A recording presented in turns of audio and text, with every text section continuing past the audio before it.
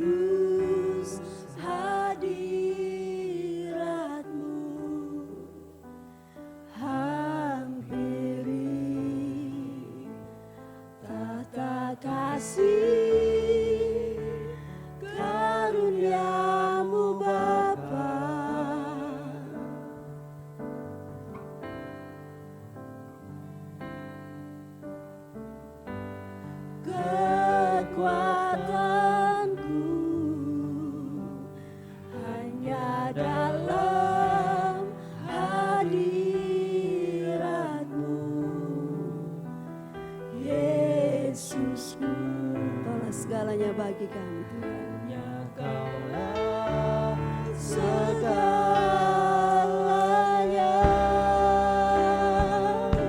Kami yakin Tuhan Kau ada di tengah-tengah kami. Ku yakin Kau hadir di sini. Ku rasakan kuasa yang tak terbatas. Ku yakin Kau nyata di sini. Kemenangan terjadi di sini.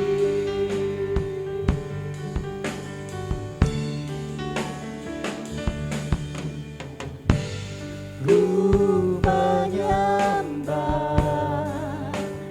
dalam kudus hadirat-Mu. Hampiri tata kasih karunia-Mu Bapa.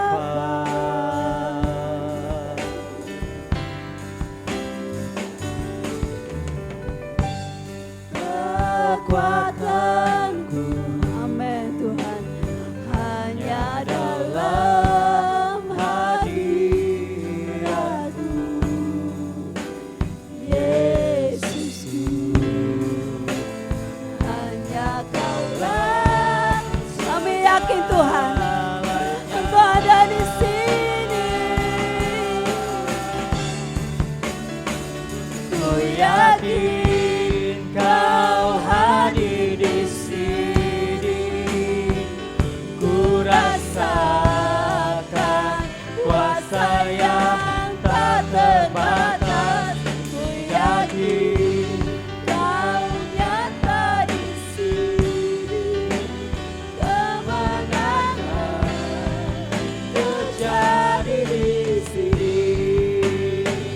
Ku yakin Kau hadir di sini. Ku rasakan kuasa yang tak terbatas. Ku yakin Kau nyata di sini. Kemenangan terjadi. Amin. Kemenangan terjadi di sini. Kemenangan terjadi di sini. Kemenangan terjadi di sini.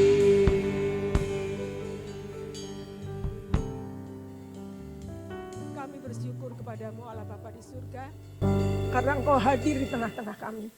Karena Engkau mendengar seluruh pujian kami, dan kami rindu Tuhan, mempersembahkan puji-pujian kami kepadamu. Ucapan syukur kami kepadamu, karena Engkau Allah yang besar, Allah yang selalu hadir di tengah-tengah kami, Allah yang selalu hadir dalam setiap kehidupan kami. Terima kasih Bapa di surga, terima kasih untuk sukacita pada pagi hari ini, dan kami percaya Engkau ada di tengah-tengah kami, dan Engkau akan mengajarkan kami melalui firman-Mu yang sebentar akan kami dengar. Kami mau duduk diam di bawah kaki-Mu, kami mau membuka telinga kami, membuka pikiran kami, membuka hati kami, supaya firman-Mu boleh masuk ke dalam kehidupan kami, dan biar firman-Mu saja yang memimpin setiap langkah hidup kami. Terima kasih Bapa memberkati dan mengurapi hamba-Mu yang sebentar akan menaburkan firman-Mu. Terima kasih Bapa, kami siap sambut firman-Mu di dalam nama Tuhan Yesus Kristus, Tuhan dan Juru Selamat kami. Haleluya. Amin. Selamat pagi Bapak Ibu dan Saudaraku yang kasih Tuhan. Salam. Ya, puji nama Tuhan, pagi hari ini kita berjumpa kembali dan kita mengucap syukur kepada Tuhan. Dan memang tidak henti-hentinya kita mengucap syukur kepada Tuhan, karena memang kasih Tuhan yang tidak pernah berhenti dalam kehidupan kita. Amin Bapak Ibu. Kita adalah hidup diberkati Tuhan. Amin. Kita mengucap syukur kepada Tuhan kalau pada pagi hari ini kita diberi kesempatan oleh Tuhan untuk mendengarkan kebenaran firman Tuhan yang membentuk hidup kita semakin hari semakin berkenan di hadapan Tuhan, untuk kita persiapkan diri kita ini berjumpa dengan kekasih jiwa kita. Bapak Ibu dan Saudaraku, tema kita pada pagi hari ini adalah kasih mula-mula. Dan ini adalah tepat ya. Dibutuhkan konsistensi ketika kita menghadapi keadaan dunia ini. Kemarin BBM naik, Pertalite naik, Pertamax naik, sebentar lagi dicabut lagi subsidi untuk gas 3 kilo. Ya, siap-siap Bapak Ibu ya, enggak apa-apa, konsistensi kita. Kita yakin dan percaya Tuhan kita mampu memberkati kita tanpa batas. Amin. Dan Tuhan membutuhkan bukti kepada Tuhan. Bukti kita itu kasih yang mula-mula. Jangan sampai tanggal muda kita menaikkan pujian haleluya, haleluya, haleluya, haleluya. Begitu tanggal tua kita menaikkan pujian aku berserah, aku berserah. Ya, kasih mula-mula. Kita buka dalam Wahyu 2 ayat yang ke-1 sampai dengan yang ke-4. Saya minta tolong dibacakan, Bapak Ibu menyimak kebenaran firman Tuhan ini di dalam Wahyu 2 ayat 1 sampai dengan yang ke-4. Wahyu 2 ayat 1 sampai dengan 4. Kepada jemaat di Efesus. Tuliskanlah kepada malaikat jemaat di Efesus, inilah firman dari Dia yang memegang ketujuh bintang itu di tangan kanannya dan berjalan di antara ketujuh kaki dian emas itu. Aku tahu segala pekerjaanmu, baik jerih payahmu maupun ketekunanmu. Aku tahu bahwa engkau tidak dapat sabar terhadap orang-orang jahat, bahwa engkau telah mencobai mereka yang menyebut dirinya rasul, tetapi yang sebenarnya tidak demikian, bahwa engkau telah mendapati mereka pendusta, dan engkau tetap sabar dan menderita oleh karena namaku, dan engkau tidak mengenal lelah. Namun demikian, aku mencela engkau, karena engkau telah meninggalkan kasihmu yang semula. Amin. Kalau Bapak Ibu mempelajari ayat ini, tentu ada hal yang aneh sebenarnya. Sehingga saya menyebut ini adalah celahan di antara puji-pujian. Bukankah kita sering mendengar bahwa kita dituntut oleh Tuhan sabar? Aku tahu segala pekerjaanmu, baik jerih payahmu maupun ketekunanmu. Aku tahu bahwa engkau tidak dapat sabar terhadap orang-orang jahat. Artinya kita itu pengen membalas, pengen melihat penghakiman Tuhan atas orang-orang yang jahat itu. Tapi kita sabar. Kita menahan diri. Di bagian pertama tadi, aku tahu kata firman Tuhan, kata Tuhan Yesus sendiri. Dalam Alkitab saya ditulis dalam warna merah. Dan itu menunjukkan perkataan Tuhan Yesus sendiri. Aku tahu segala pekerjaanmu, baik jerih payahmu maupun ketekunanmu. Aku tahu engkau tidak dapat sabar terhadap orang-orang jahat, bahwa engkau telah mencobai mereka yang menyebut dirinya rasul. Artinya ini orang yang mampu menguji apakah ini pengajaran benar atau tidak. Dan dia tahu. Artinya dia punya hikmat yang begitu tinggi, Bapak. Tetapi yang sebenarnya tidak demikian, bahwa engkau telah mendapati mereka pendusta. Di tempat ini Bapak Ibu, saya berusaha untuk tidak mereduksi, tidak menurunkan kadar dari firman Tuhan. Kadang saya menyampaikan tentang berkat Tuhan, kadang saya menyampaikan tentang hal-hal yang harus Bapak Ibu hadapi, pikul salib, menyangkal diri. Dan tidak sedikit pun saya mereduksi arti dari kebenaran firman Tuhan itu supaya Bapak Ibu enak didengar, telinga kita enak mendengar. Tidak. Kadang Bapak Ibu juga mendengar perkataan yang seperti menempeleng kita.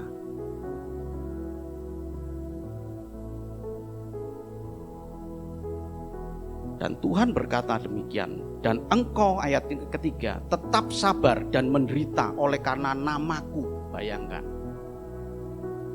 menghadapi kesukaran-kesukaran hidup, menghadapi penganiayaan pada saat itu, mereka sabar dan menderita oleh karena nama Tuhan. Dan engkau tidak mengenal lelah. Tidak mengenal lelah, Bapak Ibu. Dan terbuktikan banyak orang Kristen yang leha-leha, tidak berjuang, tidak all out, tidak sungguh-sungguh. Sehingga kalau kita lihat dari ayat 1 sampai dengan ayat yang ketiga, maka mudah-mudahan pikiran Bapak Ibu dengan saya sama. Dan kita berkata, sempurna. Jerih payah, mereka menderita. Tapi kita lihat, namun demikian aku mencela engkau karena engkau telah meninggalkan kasih-Mu yang semula. Tidak hanya sampai di situ. Firman Tuhan kemudian berkata, terlalu dalam engkau jatuh. Padahal tadi saya katakan, jerih payah, rela menderita, sabar, sungguh-sungguh. Tapi Tuhan celah.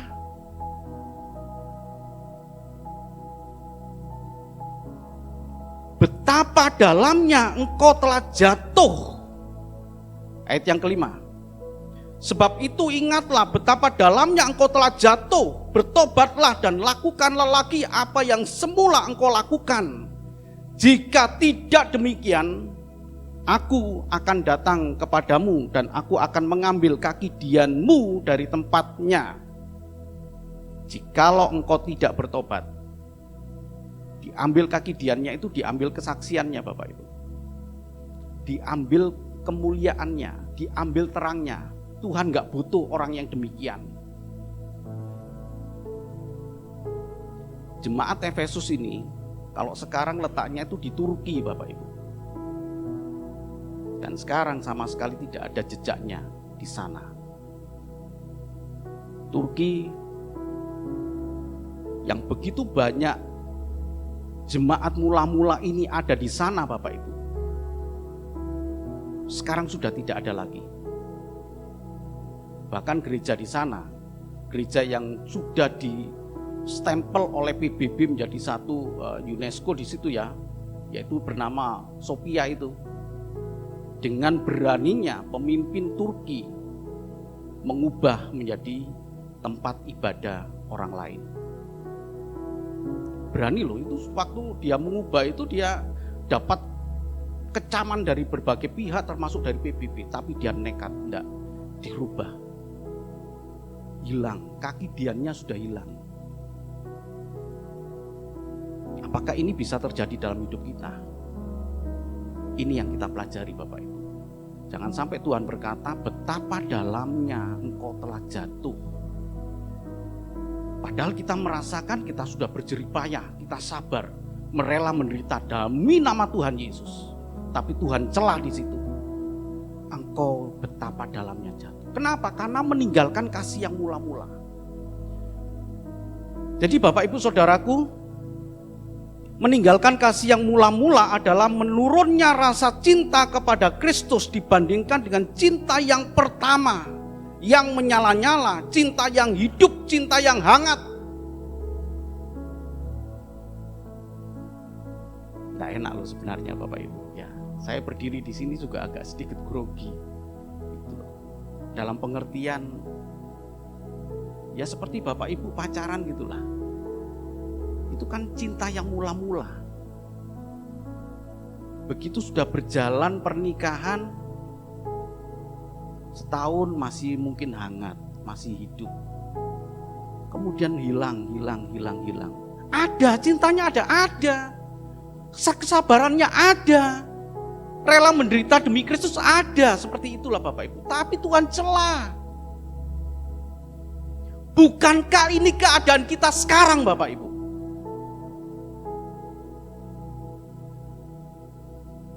Masih punya cinta kan kepada Tuhan? Dan Tuhan katakan, aku tahu segala pekerjaanmu, aku tahu jeripayamu, aku tahu pengorbananmu. Tapi dibandingkan dulu waktu pertama kali cintamu kepadaku turun. Aku tahu engkau tidak dapat sabar ketika melihat orang jahat. Engkau berkata, Tuhan, aku gak tahan melihat orang fasik ini Tuhan. Ada di dalam hati kita supaya mereka cepat bertobat. Kalau gak cepat bertobat, Tuhan hukum dengan cara Tuhan sehingga dia bertobat. Aku tahu kata Tuhan, engkau gak sabar terhadap dia. Dan yang lebih hebat lagi tadi saya katakan, kita punya hikmat, Bapak Ibu punya hikmat. Sehingga kalau ada orang pengkhotbah di sini dan kemudian orang itu menyampaikan berita yang tidak benar, Bapak Ibu terima. Tapi Bapak Ibu bisa kan terima kan, karena kita punya telinga kita terima. Tapi aku tahu ini gak benar. Punya hikmat. Dan engkau tetap sabar. Ya gak tahu kalau di dalam ayat yang ketiga ini apakah kita bisa masuk dalam hal itu ya. Sabaran ini ya Bapak Ibu. Kadang-kadang kita gak sabar. Kita marah, cepat emosi, banting sana, banting sini. Setelah dibanting kemudian menyesal. Duh, kenapa TV tadi saya lempar ya? Aduh, HP baru satu-satunya ini sudah saya banting gara-gara istri gak bener. Atau kebalikannya ya. Halo istri, gara-gara suami gak bener, kurang sabarnya di sini. Tapi andai kata Bapak Ibu sabar, apakah kesabaran Bapak Ibu, ini kesabaran Bapak Ibu apakah punya kadar yang sama seperti ketika pertama kali mengikut Tuhan? Saya masih ingat Bapak Ibu, ketika saya pertama kali melayani Tuhan itu ya, naik gunung. Ini loh, drum, saya panggul drum itu. Saya bawa drum, naik gunung Bapak Ibu. Satu bawain semua. Naik gunung demi melayani di satu desa gunung itu. Namanya Sekarjowo. Wah, di situ kemudian saya merasakan, saya dipanggil Tuhan. Saya mau mengikut Tuhan. Apakah cinta saya itu, cinta mula-mula saya itu sekarang turun? Ditambah lagi dengan keadaan yang semakin tidak baik. Maka dua yang kita butuhkan Bapak Ibu. Ada yang tahu? Komitmen kita dan konsisten kita. Kalau dulu kita cinta yang demikian hebat dan kemudian kita tetap mencintai Tuhan, tapi kadarnya turun, Tuhan katakan betapa dalamnya engkau jatuh. Tetap cinta. Kalau enggak cinta kan enggak mungkin Tuhan katakan, aku tahu pekerjaanmu, aku tahu jeripayamu, aku tahu penderitaanmu, aku tahu cintamu, aku tahu kesabaranmu.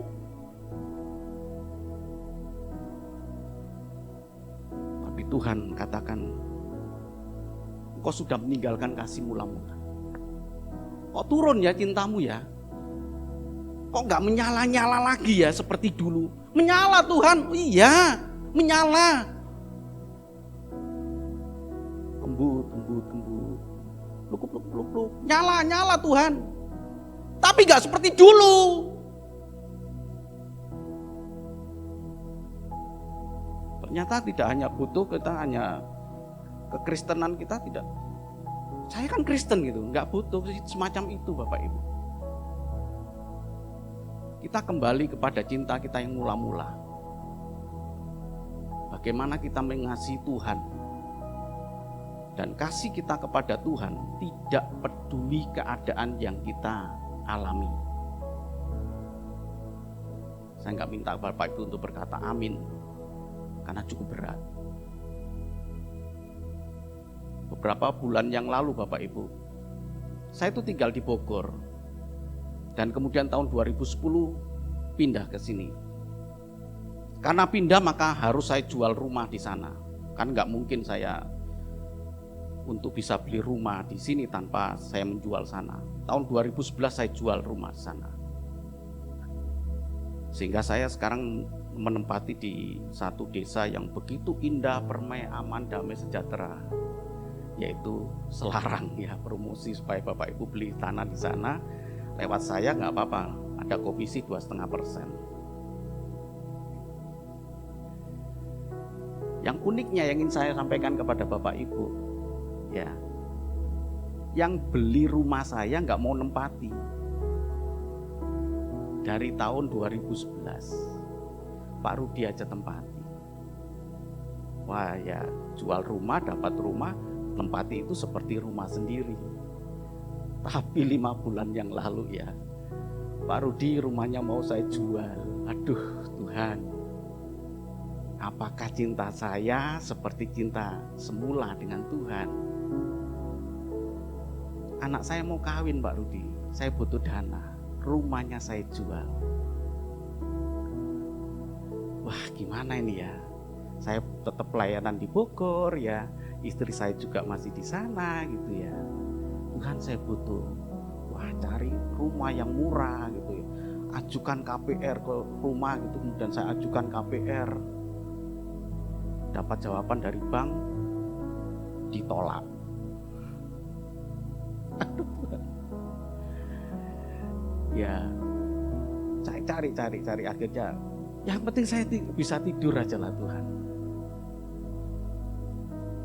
Saya nggak suka apartemen Bapak Ibu. Saya suka yang ada tanahnya. Tapi apalah daya gitu ya. Udahlah ini yang paling murah gitu. Jadi saya tinggal di apartemen. Ya, beberapa bulan yang lalu cukup berat sebenarnya, ditolak juga sih. Ditolak juga itu. Nggak bisa Pak. Kalau 12 tahun nggak bisa. Istri Bapak umurnya berapa, Bapak umurnya berapa. Saya katakan pendeta nggak ada pensiunnya. Tetap gak bisa. Oke lah, akhirnya disetujui 7 tahun ya. 7 tahun, tapi ya cicilannya agak sedikit tinggi. Oke, enggak apa-apa lah, yang penting saya bisa tinggal.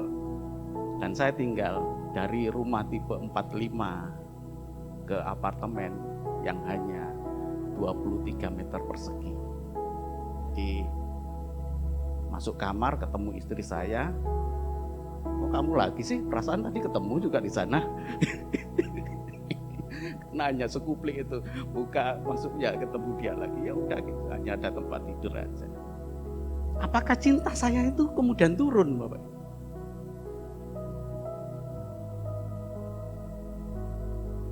Saya tidak bisa menilai, Tuhan yang tahu. Tapi yang saya kerjakan, saya berusaha sedapat mungkin saya sampai habislah ya, apa yang bisa saya katakan, tenaga yang ada di saya adalah terserah Tuhan lah. Saya berikan seluruhnya kepada Tuhan. Saya tidak ingin seperti Tuhan mencela jemaat di Efesus. Jemaat di Efesus ini disebut sebagai the loveless church, gereja yang tanpa kasih atau kehilangan yang kasih mula-mula. Saya tidak ingin Tuhan berkata betapa dalamnya engkau jatuh. Karena meninggalkan kasih yang mula-mula. Jadi meninggalkan kasih yang mula-mula itu bukan berarti tanpa kasih, Bapak. Ada kasih. Tapi tidak menyala. Tidak sehangat dulu, tidak sehidup dulu.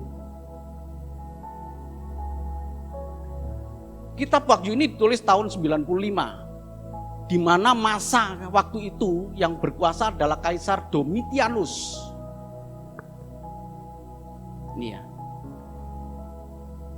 Jika ditulis dalam huruf Yunani, ini tambahan saja Bapak Ibu sehingga saya tulis catatan di luar dari sedikit saya melenceng dari apa yang saya khotbahkan. Supaya Bapak Ibu mengerti ya, saya satu-satu mungkin saya termasuk orang yang tidak setuju dengan kata 666 itu kemudian masuk chip lah segala macam, blekedes bagi saya.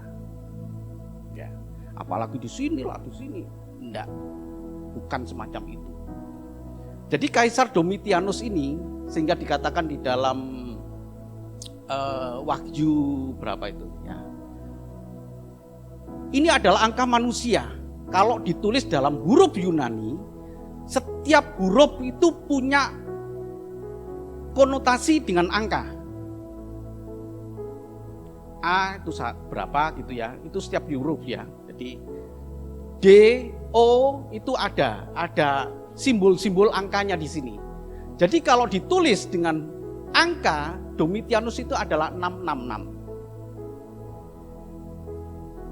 Sedangkan Kaisar Nero yang hidup memerintah pada tahun 54 sampai dengan 68, jika ditulis dalam huruf Ibrani dan kemudian dijumlahkan itu 666. Dan yang terakhir, Kaisar Caligula tahun 37 sampai dengan 41. Jika dijumlahkan dalam huruf Yunani juga, ini tertulis 666. Coba kita lihat.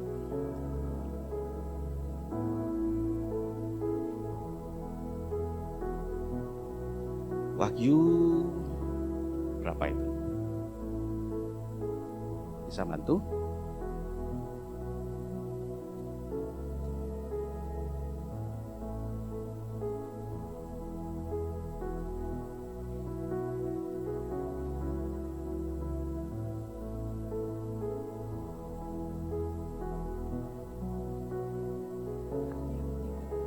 Wahyu 13. Ya, oke, terima kasih. Wahyu 13, kita coba baca. Ini tambahan supaya Bapak Ibu mengerti ya. Jadi konotasi dari apa yang saya khotbahkan. Ayat yang ke-18, silakan dibaca. Wahyu 13 ayat 18. Yang penting di sini ialah hikmat. Hikmat ya, yang dibutuhkan hikmat. Barang siapa yang bijaksana, baiklah ia menghitung bilangan binatang itu, karena bilangan itu adalah bilangan manusia. Dan bilangannya ialah 666. Dan ketiga kaisar ini punya karakter yang berbeda-beda. Tapi punya satu kesamaan, yaitu kejam. Kalau Kaisar Domitianus ini adalah kaisar yang senang melihat orang-orang Kristen itu dilepaskan kemudian dikejar oleh singa, mati, dia senang sekali. Ya. Kaisar Nero ini kaisar yang senang pesta pora. Sampai akhirnya dalam pemerintahan Kaisar Nero itu dia bangkrut, nggak punya uang. Karena senang pesta pora. Dan akhirnya kemudian dia bakar dia bakar kota Roma. Dia bakar kota Roma dan kemudian dia berkata, yang bakar ini adalah orang Kristen. Dan sejak saat itulah kemudian orang Kristen diburu, kemudian dibunuh. Caligula ini adalah kaisar yang stres, ya, suka ngawini orang. Lihat perempuan cantik kawin, lihat perempuan cantik kawin. Bapak Ibu bisa lihat ya di sini ya. Yang penting di sini ialah hikmat. Jadi kalau ditaruh di tangan kita, kalau ditaruh di dahi kita 666, artinya kita punya karakter seperti manusia ini. Jadi nggak mungkin kemudian pada saat itu sedang berbicara tentang chip, nggak mungkin Bapak Ibu. Yang penting di sini ialah hikmat. Barang siapa bijaksana, baiklah ia menghitung bilangan binatang itu. Ketiga orang ini oleh penulis dari Wahyu dipersamakan dengan binatang karena ketidakmanusiawiannya. Jadi Bapak Ibu, pada saat itu jemaat di Efesus adalah jemaat yang mengalami penganiayaan yang begitu hebat, yang terus menerus dari tahun 37 sampai 41, Caligula, kemudian Nero, kemudian diteruskan oleh Domitianus. Betapa panjangnya penderitaan mereka. Dan kemudian Tuhan katakan di sini, aku tahu pekerjaanmu, aku tahu cintamu, tapi kadar cintamu sudah menurun dibandingkan dengan yang pertama kali. Betapa dalamnya engkau telah jatuh. Jadi masa kegelapan rohani, moralitas, maka dibutuhkan keteladanan dari orang percaya sebagai garam dan terang dunia. Tuhan butuh orang di Efesus itu untuk kembali menjadi garam dan terang dunia. Keadaan sudah gelap, keadaan sudah tidak baik, kenapa engkau hilang kasihmu mula-mula gitu loh. Kita tinggal di masa semacam itu Bapak Ibu. Dan Tuhan butuh kesaksian-kesaksian yang hidup, butuh kehidupan yang mulia dari kita ini Bapak Ibu. Sehingga di dalam kegelapan ini kita bisa menjadi garam dan terang dunia. Orang penuh kasih bukan saja orang yang bertahan dengan sabar dalam penderitaan atau tidak turut dalam dosa. Oh, aku gak turut dalam dosa kan? Tetapi orang yang tetap melakukan perbuatan kasih dalam kegelapan. Jika tidak, maka Tuhan Yesus menilai betapa dalamnya engkau telah jatuh dalam dosa. Orang yang penuh dengan kasih bukan berarti orang yang, oh saya sabar, atau orang saya nggak turut berdosa.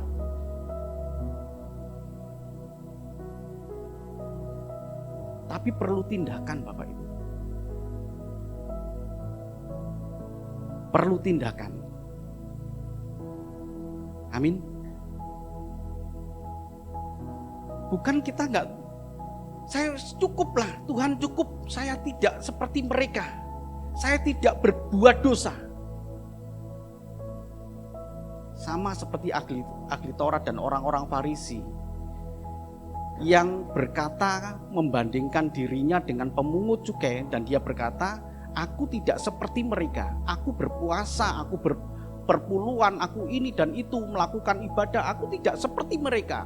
Menunjuk kepada orang Farisi, menunjuk kepada pemungut cukai, dan pemungut cukai itu kemudian berkata, ampunilah aku Tuhan.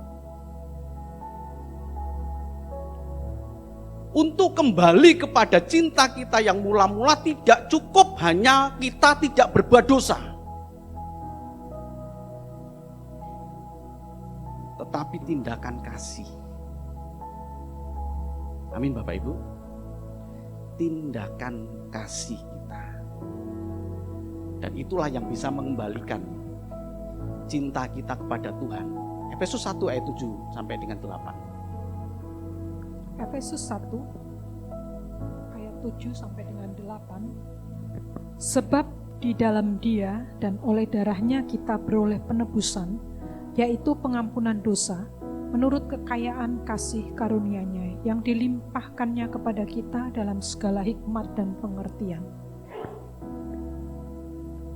Ya, di dalam Efesus ini dikatakan demikian Bapak Ibu. Di dalam kasih-Nya. Sebab di dalam Dia dan oleh darahnya kita beroleh penebusan, yaitu pengampunan dosa menurut kekayaan kasih karunia-Nya yang dilimpahkannya kepada kita dalam segala hikmat dan pengertian. Tuhan berikan kepada kita ini karunia yang begitu besar Bapak Ibu. Kemudian ayat yang ke-11 sampai dengan 12. Kita lihat bagaimana cinta mula-mulanya itu.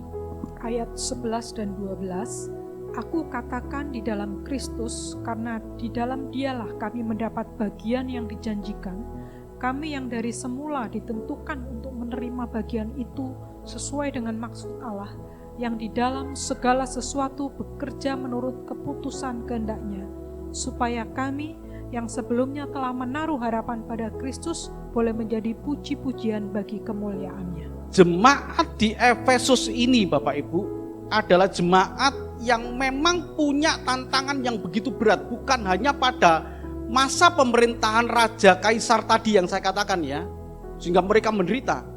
Tetapi di kota Efesus ini didirikan kuil yang terbesar di dunia pada saat itu. Dan dia menjadi pusat penyembahan berhala seluruh dunia.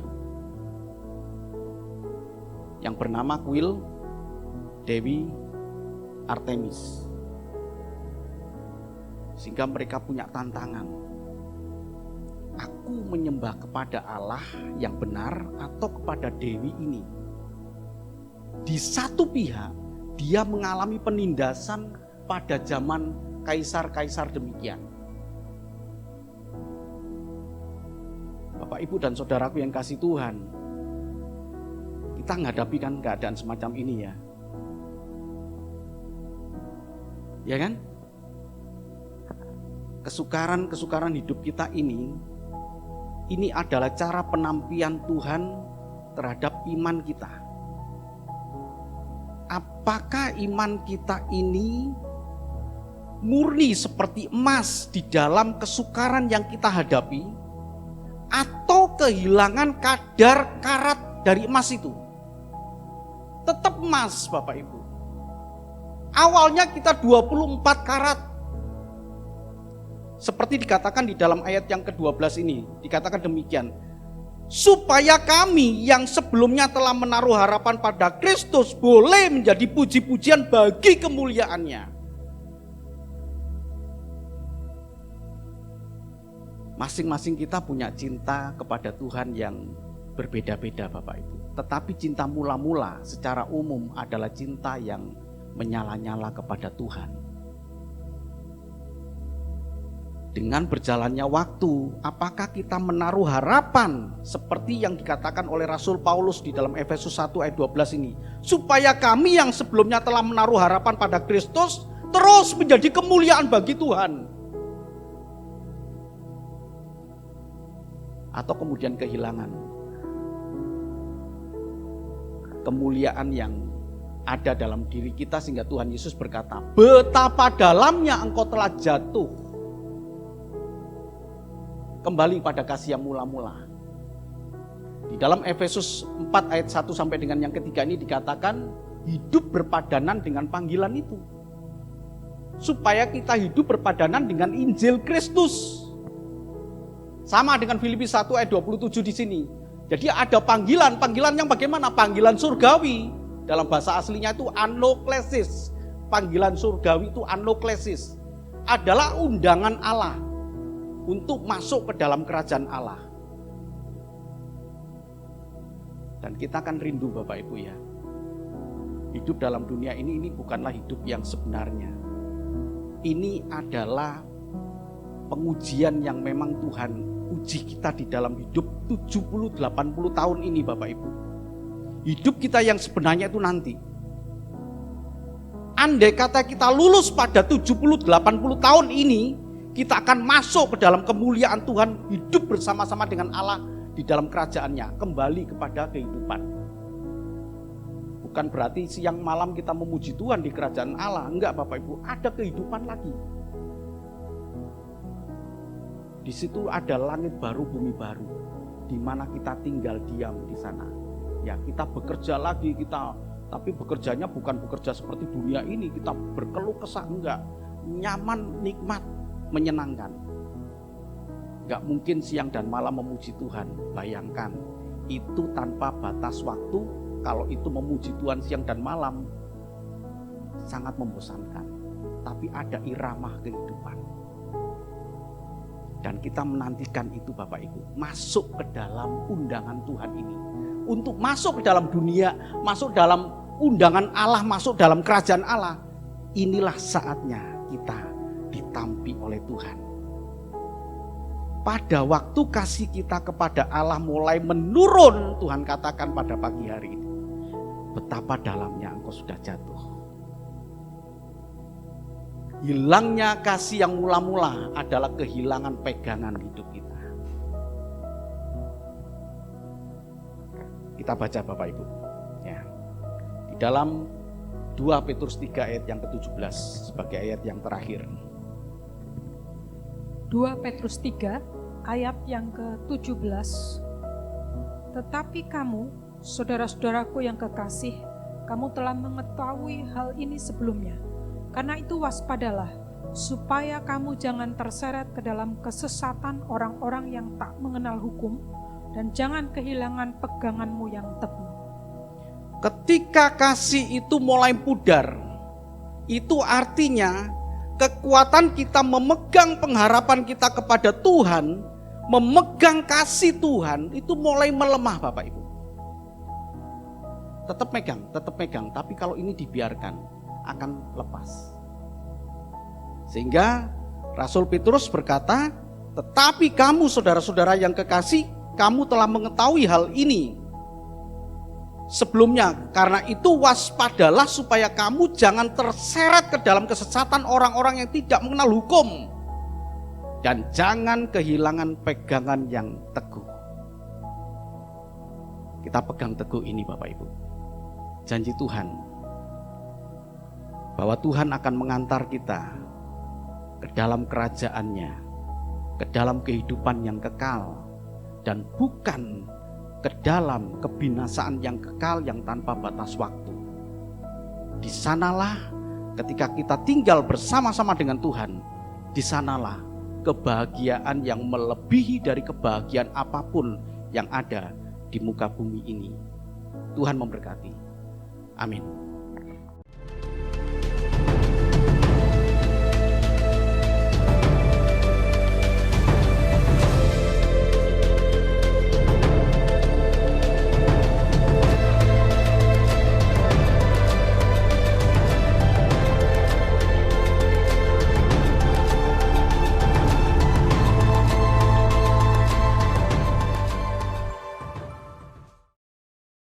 Dan inilah kebenaran firman-Mu Tuhan. Sebab apa yang telah kuteruskan kepadamu telah aku terima dari Tuhan, yaitu bahwa Tuhan Yesus pada malam waktu ia diserahkan mengambil roti, dan sudah itu ia mengucap syukur atasnya. Ia memecah-mecahkannya dan berkata, inilah tubuhku yang diserahkan bagi kamu. Perbuatlah ini menjadi peringatan akan aku. Mari kita angkat roti dengan tangan kanan kita lebih tinggi dari kepala kita. Hormat akan tubuh Tuhan. Bukankah roti yang kita pecah-pecahkan adalah persekutuan dengan tubuh Kristus? Tubuh Kristus. Dalam nama Tuhan Yesus kita makan tubuh Tuhan ini.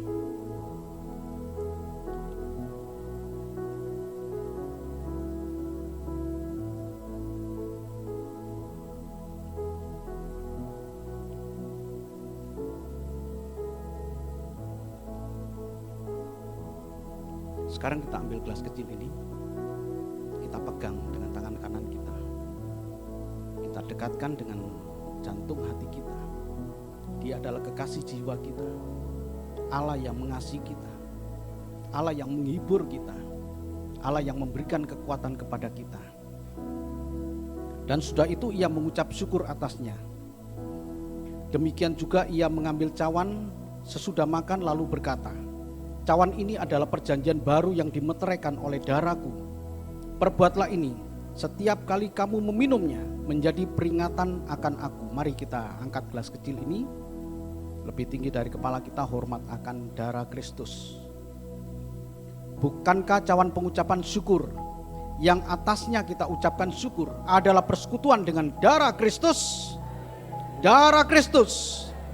Dalam nama Tuhan Yesus kita minum darah Tuhan.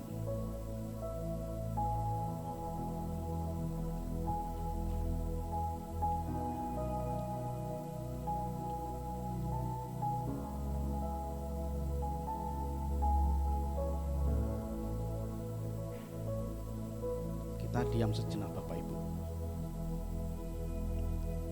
Kita akan meresapi doa Bapa kami yang diajarkan oleh Tuhan Yesus. Bukan hanya kita hafal, tetapi kita hayati ayat per ayat, kata per kata. Dan kita tundukkan kepala kita akan berdoa Bapa kami. Bapa kami yang di surga, dikuduskanlah namamu, datanglah kerajaanmu, jadilah kehendak-mu di bumi seperti di surga. Berikanlah kami pada hari ini makanan kami yang secukupnya, dan ampunilah kami akan kesalahan kami, seperti kami juga mengampuni orang yang bersalah kepada kami. Dan janganlah membawa kami ke dalam pencobaan, tetapi lepaskanlah kami daripada yang jahat. Karena Engkaulah yang empunya kerajaan dan kuasa dan kemuliaan sampai selama-lamanya. Amin. Terima kasih Tuhan. Terima kasih Tuhan.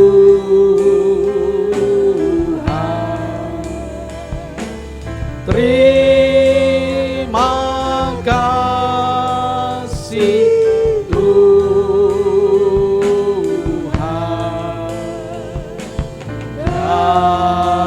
Dalam nama Yesus,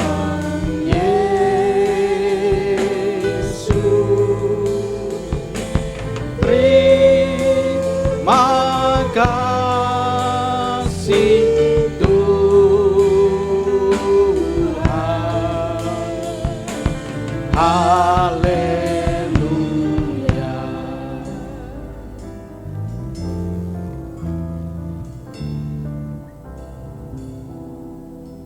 Untuk sesuatu hal yang tidak mendatangkan keselamatan, kami bisa sungguh-sungguh Tuhan. Bahkan kami bisa melakukannya dengan segenap hati kami Tuhan. Tapi ketika kami berhadapan dengan sesuatu hal yang mendatangkan keselamatan, kami memberikan apa adanya, bukan segala-galanya. Ampuni kami Tuhan. Dalam kehidupan yang sangat singkat ini, kami tidak terlalu sungguh-sungguh kepada Engkau Tuhan. Dan Engkau menegur kepada kami betapa dalamnya Engkau telah jatuh. Kami mau bangkit Tuhan dan mengembalikan cinta kami yang mula-mula kepada Engkau Tuhan. Terima kasih ya Bapa, terima kasih. Sebentar kami akan meninggalkan tempat ini, kami pulang dan masuk ke dalam kehidupan kami sehari-hari, dalam pekerjaan, dalam keluarga, dalam aktivitas kami. Kami membutuhkan jamahan dan penyertaan Engkau ya Tuhan. Sertailah kami Tuhan, dan berilah kepada kami kekuatan dalam kehidupan ini. Bapak, Ibu, dan saudaraku yang sangat dikasihi Tuhan, terimalah berkat dan anugerah dari Allah Bapa di surga, kasih dan cinta Tuhan kita Yesus Kristus anaknya yang tunggal, dan penghiburan kekuatan dari kuasa Roh Kudus menyertai kita mulai saat ini, esok, bahkan sampai Maranatha Tuhan Yesus datang menjemput kita. Dia Allah yang sungguh baik, Dia Allah yang setia, Dia Allah yang memberkati kita, Dia Allah yang menyinari kita dengan wajahnya dan memberikan kepada kita kasih karunia. Dia Allah yang menghadapkan wajahnya kepada kita dan memberikan damai sejahtera. Hamba berdoa, ya Bapa, buat anak-anak-Mu yang ada di tempat ini maupun yang ibadah online, Tuhan memberkati dalam rumah tangga mereka. Tuhan memberkati di dalam usaha pekerjaan mereka. Apapun yang mereka perbuat, apapun yang mereka kerjakan, di dalam nama Tuhan Yesus, Engkau membuat beruntung dan berhasil Tuhan. Dalam sekolah anak-anak-Mu, Engkau juga memberkati mereka. Dalam usaha mencari pekerjaan, damai sejahtera, sukacita, penyertaan Tuhan menyertai mereka. Sehingga saya sangat yakin dan percaya Tuhan, Engkau Allah yang tidak pernah mempermalukan anak-anak-Mu ini Tuhan. Terima kasih ya Bapa. Engkau juga menyertai dalam kehidupan keluarga, baik yang ada di Cilacap maupun yang ada di luar kota, anak cucu, Engkau memberkati mereka Tuhan. Terima kasih ya Bapa. Segala puji syukur, hormat, kemuliaan bagimu. Di dalam nama Tuhan kami Yesus Kristus, kami sudah berdoa dan mengucap syukur. Semua yang percaya mengatakan amin. Tuhan memberkati, sampai jumpa pada jam-jam ibadah selanjutnya.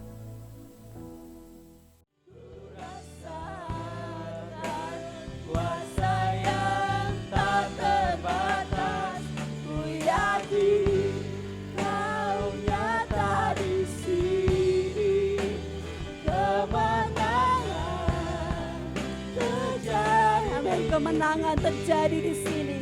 Kemenangan